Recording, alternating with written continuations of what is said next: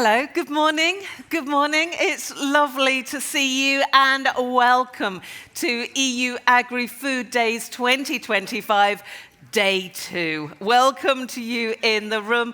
Welcome to you who are watching us online, wherever you are in Europe. You are very welcome. It's lovely to have you with us. My name is Sasha Twining. I'm delighted to guide you through everything that we have today for you. Before I go any further, can I have a quick show of hands? Who is new in the room today? Who's at their first day? Welcome. It's really lovely to see you. As a very quick word, it was a very busy day yesterday, by the way. We got through a lot. Today will be equally as packed. As a quick word, if you are new and just joining us today, we are interpreting into 24 languages with our wonderful team of interpreters. And we are using Slido at various stages throughout the day. So turn your phone to silent for me, but please do keep your phone to hand. I love that. I said turn your phone to silent, and so many people went, oh, yeah, I haven't done that yet. Quick, let's turn my phone to silent. So, a lot to talk about today. Yesterday focused very much on the policies and the regulation and the implementation of policies and what was needed to go forward. Today, we concentrate on the outlook report, this eagerly anticipated document to give us that pathway forward. Now, we have planned today right around the outlook report.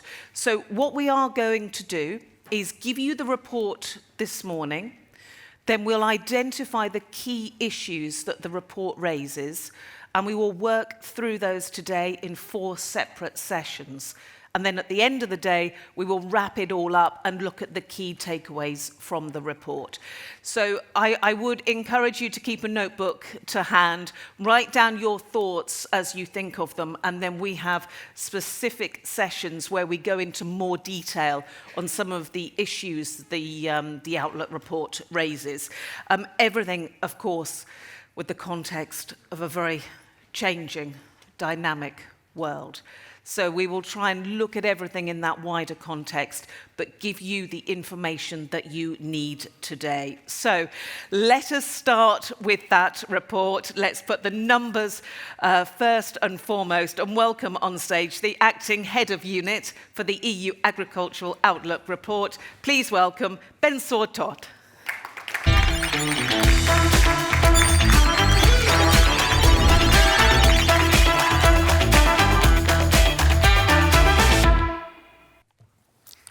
Thank you, Sasha. Good morning, everyone. I hate to disappoint again. Those of you who were here last year saw me replacing Andrea Porcella-Chapkovicova, who's usually presenting this outlook. Last year, she was on maternity leave. This year, unfortunately, she couldn't make it because she fell ill. So apologies, but you have to bear with me once again. I also noted that Sasha's at an advantage. You have a tablet to help you. I only have these rough papers. But I have the Sharpie, if you know what I mean. So let's get to it. I like to see if I can manage the slides. So here to present you in 30 minutes, if I understand that's the time I have. And Sasha, please don't shy away from reminding me if I'm going over time. Last year, I think I did. I have the tendency to do so. So yeah, let's get to it.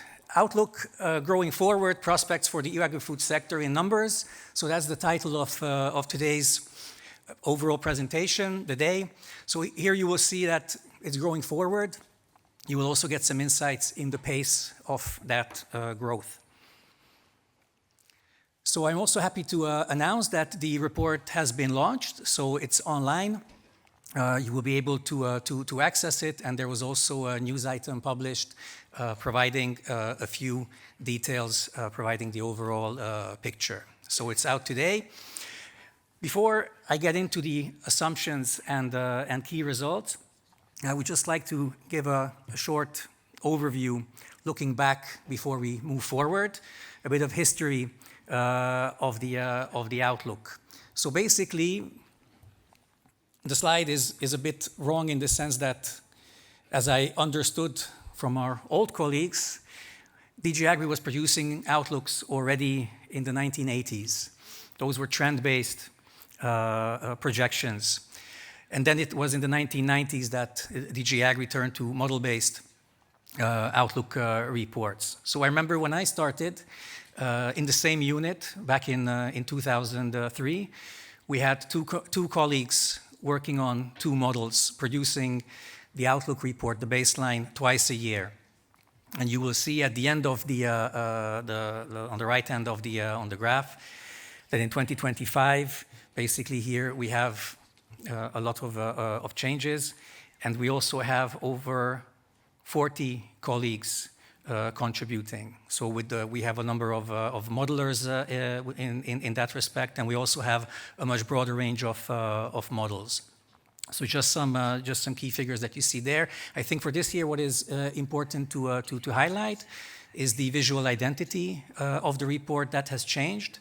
And also, I'm very glad to announce that it's the first year that we managed to integrate results from the IFM CAP model that was developed in the JRC in Sevilla, which provides us with outlook implications at the farm level. So we are super excited to be presenting you the key results in one of the sessions later today.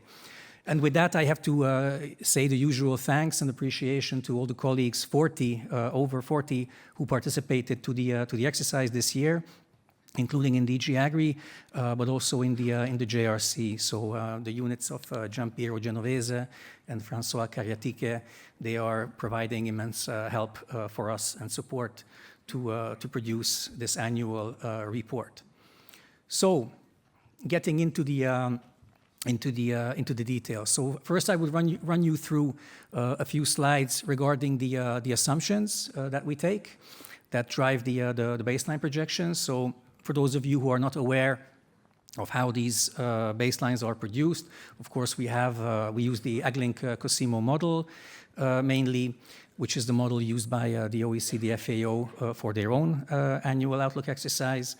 And then basically, we update the OECD FAO outlook with our own assumptions. So we update assumptions on, in this case, the macroeconomic variables, also the policy framework, the consumer trends, global trade environment, etc. So here, these two graphs just show you what we have assumed in terms of some of the macroeconomic projections. So you see the GDP growth and inflation rate globally and in the EU. Basically, the usual feature of the baseline is that the past volatility is not reflected because of course here we assume a trend-based development. These projections, they don't come from DG Agri.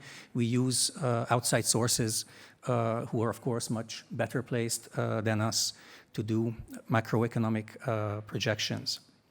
But here the key feature is that the GDP growth, which of course contributes to household income, it flattens out, and also the inflation rate compared to this high peak observed recently, it also goes down to the, let's say, usual or normal level of an annual rate of 2%, meaning, of course, implications on how this could impact consumption.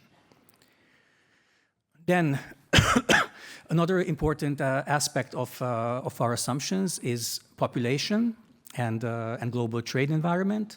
So the global trade environment, here we use the OECD FAO outlook, and basically that is projecting a slowdown in most commodities with respect to annual global trade growth. This is due, on the one hand, to a reduced annual rate of population growth, but on the other hand, it's also linked to increasing productivity in a number of third countries, less developing. So basically their the import demand will be subsiding over the years.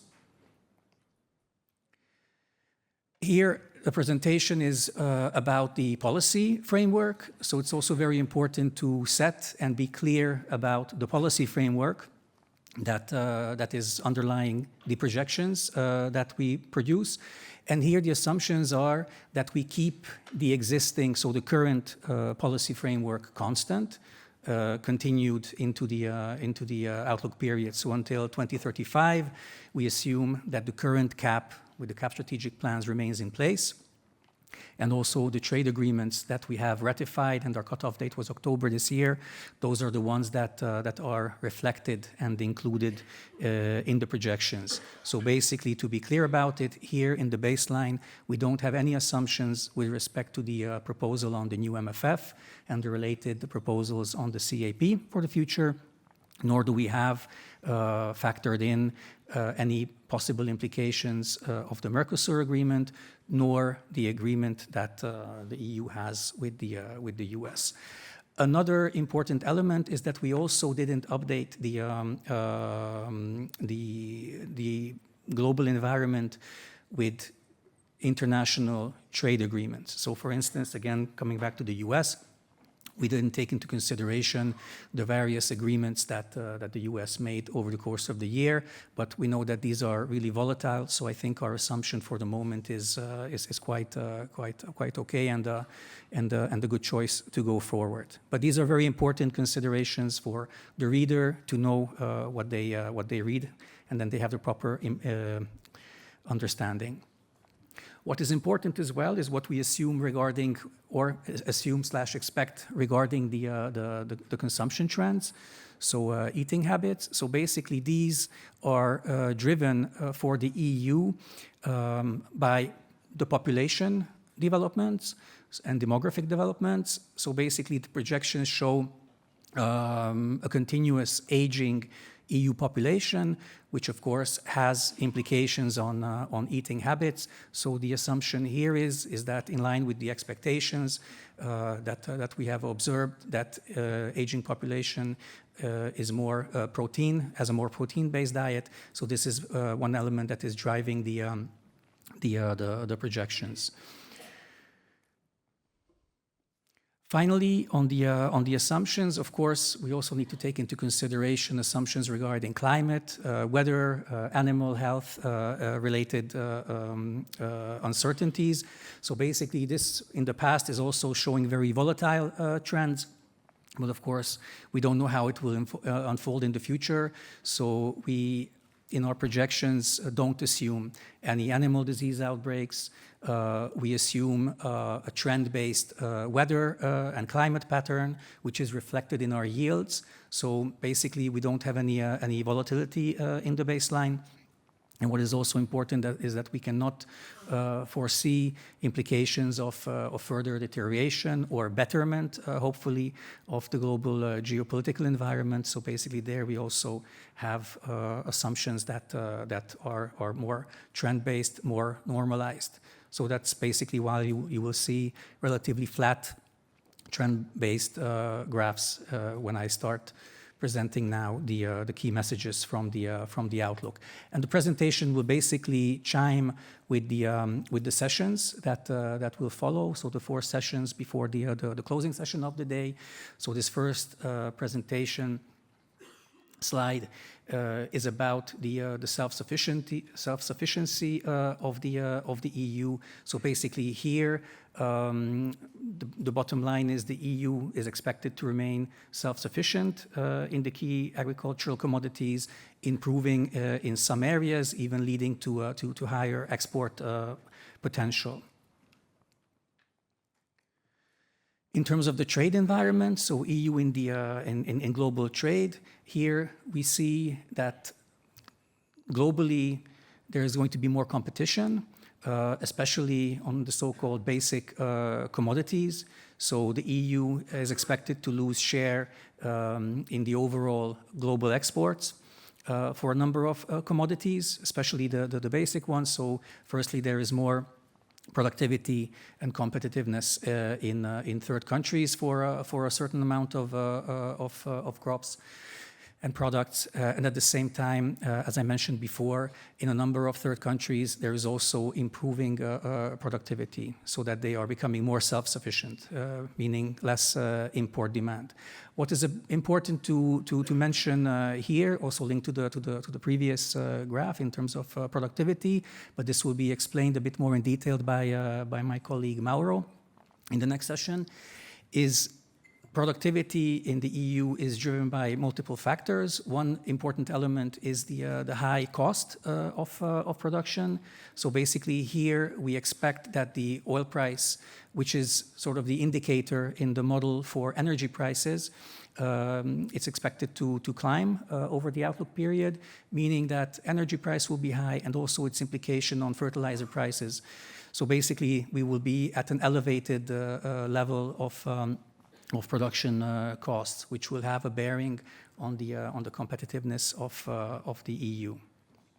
But what does that mean in terms of agricultural income and margins? So basically here we have a nominal increase projected for the gross value added of EU agriculture. And in nominal terms, agricultural income is expected to continue growing, as we have observed in the past. But when you factor in inflation, you see is the second bunch of columns from the left. In real terms, we expect that real income is flat and even slightly lower than the current 23-25 average. However, what is driving the actual real factor income per labor increase, which you see on the right-hand side, so where we factor in the annual work in these income projections, it's the increasing labor productivity, which, in other words, you can call it a decrease in the let's say the structural change in agriculture, driving a continued decrease in labor. So here, what we did is we did a trend-based analysis. So we were extrapolating the structural change observed over the past decade, which showed a continuous decline in the number of farmers, and this is something that we project into the future. We also have an assessment on the difference between salaried, non-salaried. So while non-salaried labor is expected to continue declining, salaried labor is expected to increase, reflecting the structural change that is assumed basically for the exercise. It's a strong assumption, but it's important to be aware that this is what we took into consideration. So for any policy lessons learned, this needs to be factored in. Finally, on the emissions. So here, this year, we present the environmental and climate implications based on the market projections of the AgLink COSIMO model. So those of you who read the report of last year or who were participating in the conference, you might recall that last year, thanks to colleagues in JRC, we were able to do an additional layer of analysis, whereby we factored in a number of farming practices that are being carried out in member states under the new CAP. So this year we didn't do that exercise. So already the good news is, in a way, in terms of environment and climate, is that the simple evolution of production and animal herd is leading to an improvement in the climate implications, so declining greenhouse gas emissions. We also factored in a certain amount of technological change, but if one would factor in the use of farming practices beneficial to climate and environment, then this trend will be even lower. I'm saying that it's beneficial for the sake of the environment and climate. Of course, when you look at the sector, the decline in herds means that there is a decline in the prospects of certain sectors, but this will be presented later. So basically, with that, I think I was even better than last year. So we are in time, which means that we have perfect time for Slido. But before I stop, I just wanted to come back to Andrea Porcella-Čapkovičová, who cannot be here with us. And I do that because this was supposed to be her farewell conference. So after, if I remember well, 8 years in the unit, and recently being the team leader for the Outlook team, and she was presenting and behind basically the Outlook exercise for a number of years. this would have been her last participation. So what I would really like you to do, I hope she's viewing us online, to just give her a round of applause for her excellent work, and we wish her good luck in her future. Thank you. Bensa, thank you so much. Thank you. Don't go, because let's have a very, very quick chat about it. If you wouldn't mind getting your phones out for me, and then what we're going to do is give you a QR code on the screen behind, and you can also please do this if you're watching us online. So phones out, and if you could join us on Slido, we are going to give you a very, very quick word cloud on Slido. We're not going to take questions at this stage, because we're going to take questions as we go through all the different panels today, because we've split it up, haven't we? Yeah. So all the different things that Bensa was talking about, there'll be individual panels on those where you can really get into the detail. What we would like is your first thoughts. So what is foremost in your mind at the moment when you've listened to everything that Bensa said? What's foremost in your mind? What are you thinking of? Let me pass you a microphone as well. There we go. So if you could start typing into that word cloud for me. Let me ask you the question. When you looked at the report, when you were putting the report together, when you were looking at all the different bits of data, what was foremost in your mind? Oh, can we turn the handheld microphone on, please? Hello, hello. There we go, that's lovely. Perfect. So at the beginning of the exercise, it was looking forward to what this year's projections will bring. Closer to the end, it was, let's just get this thing through. That's not quite what I was anticipating. Let's see it on the screen behind us, if I may. Lovely, thank you. So what do we have? Right there, straight in the middle, uncertainty. I mean, it's a changing world, right? And at the very beginning, I said the report was put together with that overall context of not really being quite sure. And that is going to figure into all your thoughts, isn't it? I have good news. Go on.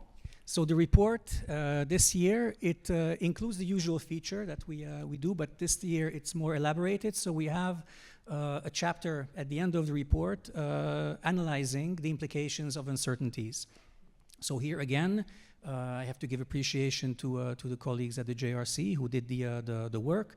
They did what is called a stochastic analysis.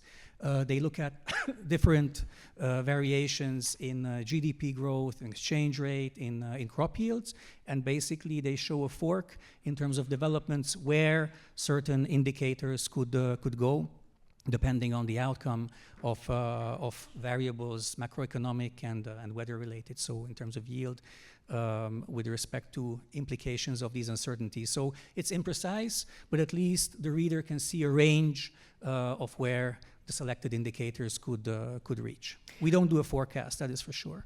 Sure. And there is the great phrase about knowing what the unknowns are. It's the unknown unknowns that is always tricky. So at least you can make a good idea of what the unknowns could be, of what they are. Indeed. Yeah. So as basically presented at the beginning of the slides, the macroeconomic outlook linked to geopolitical events, weather-related, animal disease-related. So these are very important drivers that will determine. So basically, you saw on the graphs in the past, it was always up and down with peaks and troughs, and the future for us is flat. But again, this is basically. The purpose of the exercise is not to predict the future, because we couldn't do that. Sometimes we go hunting for black swans, but we don't manage. So here we need to be honest and sincere that what the baseline is. It's there to provide us an outlook with plausible assumptions for the future, and acknowledging that this will of course change. So let's have a look at, just run through some of the others. Competitiveness, yes, look, that one, the global competition, that's going to be on the second panel. That will be well addressed there. I think that's where you'll also address some of the uncertainty as well. Protein consumption, that was showing on the word cloud right from the very beginning.